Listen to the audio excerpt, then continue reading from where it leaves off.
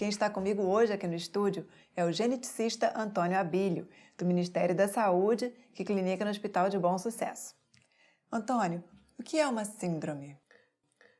Síndrome é um nome que se dá a um conjunto de sinais e sintomas que tendem a ocorrer juntos no mesmo indivíduo. Esse nome vem do grego, que significa dromos, que significa correr, e sim, que quer dizer juntos. O que faz uma síndrome ser considerada rara?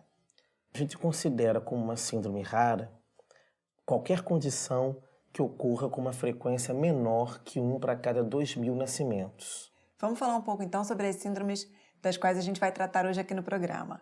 A síndrome de West, por exemplo. Fala um pouco sobre ela. A síndrome de West é uma síndrome que interessa muito a neuropediatria, porque é uma síndrome que se caracteriza por espasmos infantis, espasmos convulsivos. São convulsões de difícil controle. Costuma acontecer mais em meninos do que em meninas, uma frequência de 2 meninos para cada menina acometida. E costuma acontecer antes do primeiro ano de vida, os primeiros sintomas. Como detectar essa síndrome? Essa síndrome, normalmente, quem acaba dando o diagnóstico é o neuropediatra, porque são crianças que costumam ter crises convulsivas no primeiro ano de vida, mas crises convulsivas sob a forma de espasmos em flexão dos membros, às vezes extensão da cabeça. E quando essas pessoas são investigadas e é feito um eletroencefalograma, encontra-se um padrão muito característico no eletroencefalograma. E uma vez diagnosticado, o que pode ser feito para desenvolver essa criança? A síndrome de West deve ser reconhecida e tratada o mais precocemente possível, porque ela costuma se associar a atraso de desenvolvimento psicomotor da criança. A síndrome de West tem um componente ambiental nos seus fatores causais. Isso significa que em algum momento da vida dessa criança, o cérebro dela sofreu ou teve algum tipo de lesão.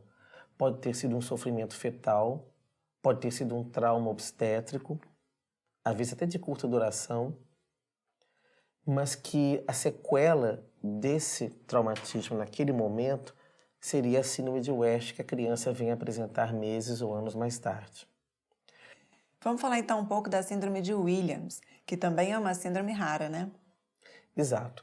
A síndrome de Williams ocorre em uma frequência tida como 1 para cada 20.000 nascimentos. Quais são os primeiros sinais que aparecem dessa síndrome?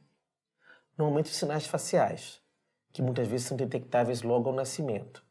Mas como eles não são tão característicos assim, e a síndrome é bastante rara, a grande probabilidade é que a criança nasça e que o pediatra, no momento do nascimento, não faça o diagnóstico ao olhar. Então, quando o pediatra vê uma criança com atraso de desenvolvimento, é importante que ele reconheça essas características faciais e encaminhe o paciente para um geneticista. E é importante que as crianças que tenham essa síndrome sejam acompanhadas regularmente pelo pediatra, pelo cardiologista, se eles tiverem o estreitamento da aorta, e pelo nefrologista, se eles tiverem um problema renal. Vamos falar então um pouco da síndrome do Cri-du-Chat. A síndrome do Cri-du-Chat foi descrita em francês por uma das pessoas que mais marcou a história na genética humana, que foi o professor Jérôme Lejeune, em 1963.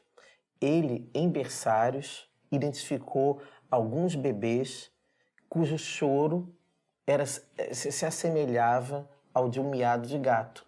Por isso ele chamou essa síndrome de síndrome do miado do gato, que em francês é cri du chat. E qual é a incidência da síndrome do miado do gato? É uma síndrome rara também, em torno de 1 para 5.000 a 1 para 6.000 nascimentos. Antônio, para a gente fazer uma espécie de comparação, a síndrome de Down, que é uma síndrome mais comum, tem que incidência? A síndrome de Down é bem mais frequente. Em média, tem incidência de 1 para cada 600 a 800 nascimentos. Antônio Abílio, muito obrigada pela sua entrevista aqui no estúdio. O prazer foi todo meu, Ju.